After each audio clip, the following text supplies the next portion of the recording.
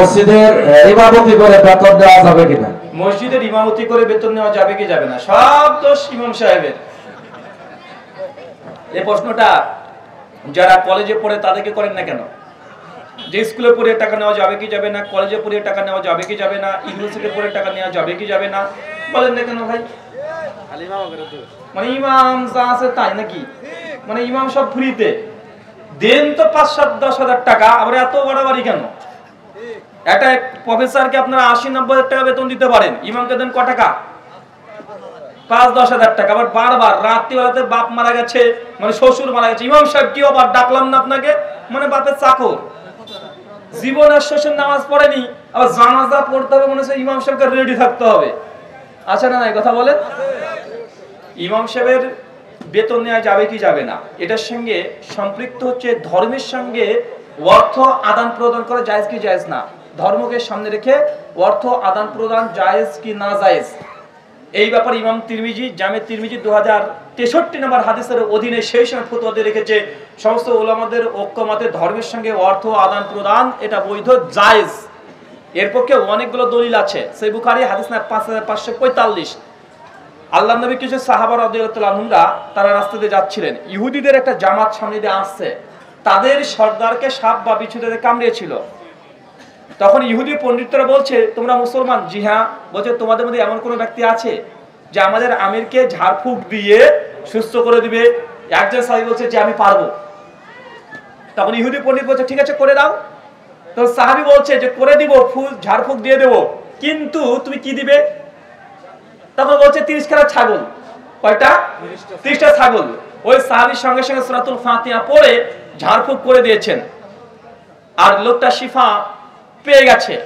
ছাগল নিয়ে তখন চলে আসছে, আর বাকি সাহাবীরা তখন বলছে সন্দেহ করেছে কি আবার কোরআন ফু দিয়ে টাকা নিচ্ছে, মানে ছাগল নিচ্ছে, এটা কি জায়েজ হবে না না জায়েজ হবে? সাহাবীদের মধ্যে প্রশ্ন হয়েছে।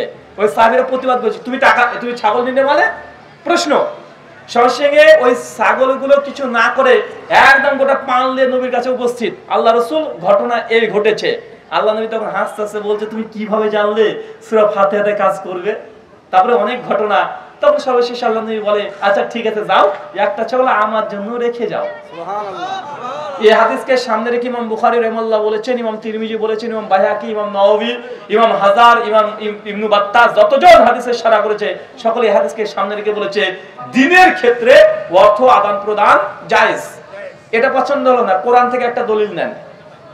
সূরা তাওবা আয়াত নম্বর 60। কত বললাম? সূরা তাওবা আয়াত নম্বর 60। যারা যাকাতের টাকা সংগ্রহ করবে, কি করবে? যাকাতের টাকা সংগ্রহ করবে, এটা একটা খাতে মানুষকে দিতে পারবে। এর মধ্যে একটা খাত দেখবেন আছে যারা যাকাত সংগ্রহ করেছে, আদায়কারীকে দিতে হবে, আদায়কারীর হক আছে। হয়তো যাকাতের টাকা দিনের কাজ কি কাজ নাই কথা বলে? আচ্ছা আরেকটা দলিল কোরআন থেকে নেন, সূরা কাসাসের মধ্যে আছে নবী মূসা আলাইহিস সালামের বিয়ের মোহর কি ছিল? জি 8 থেকে 10 বছর বকরি চড়িয়ে দিয়েছে। আচ্ছা আল্লাহ নবী চাইছেন সাহাবী এসে বলছেন নবী, না একজন মহিলা সাহাবী এসে বলছে আল্লাহ রাসূল আপনার জন্য আমি উৎসর্গ করে দিলাম। নবী তাকে বিয়ে করলেন না। একজন সাহাবী এসে বলছে নবী আমার সঙ্গে বিয়ে দিয়ে দেন না। আল্লাহ রাসূল বলছে যাও মোহরানা নিয়ে আসো। নবী কিচ্ছু নেই। ওই যে একটা আংটি নিয়ে আসো, আল্লাহ রাসূল তাও নেই। আরে লোহার আংটি নিয়ে আসো, নবীজি তাও নাই। তো কি আছে তোমার কাছে? কিছুই নাই। ওই যে তোমার বিয়ে হবে না, যাও। চলে গেছে। নবী আবার ডেকেছে, শোনো তুমি কি কোরআনের আয়াত জানো? কোরআন জানো? জি আল্লাহ রাসূল জানি। কি জানো? ওই সূরা জানি। আল্লাহ নবী বললেন যাও তোমার বউকে 3টে সূরা শিখিয়ে দিবে, এটা তোমার মোহরানা। সুবহানাল্লাহ। এখন এখানে কোরআনের বিনিময়ে মোহরানা নেওয়া হয়েছে কি হয় নাই? তো কোরআন এখানে কারেন্সি হয়েছে। কি হয়েছে? কোরআন এটা কি? কোরআন কারেন্সি হয়েছে। এই হাদিসের আলোকে ঐক্যমতে মাদ্রাসার যারা কোরআন শিক্ষা কোরআন পড়িয়ে টাকা নিতে পারে, কারণ এটাই দলিল। কারণ মোহরানা এটা একটা অর্থ। কি কথা বলেন? মোহরানা কি?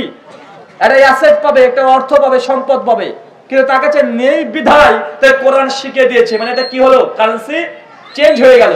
মানে আলুর বদলে চাল, চালের বদলে ডাল হতো কি হতো না আগে? এখন চাল ডাল না হয়ে টাকা হয়ে গেছে, এখন ফোন পে গুগল পে হয়ে গেছে। হয়েছে কি হয় নাই? বিকাশ রকেট টাকা চেঞ্জ হচ্ছে কি হচ্ছে না? তাই এই দলিলগুলো আরো অজস্র দলিল আছে, যে থেকে বোঝা যায় ধর্মের সঙ্গে অর্থ আদান প্রদান 100% জায়েজ। আবেগ দিয়ে কোনো কাজ নেই, শরীয়ত জায়েজ করেছে। শুকরিয়া।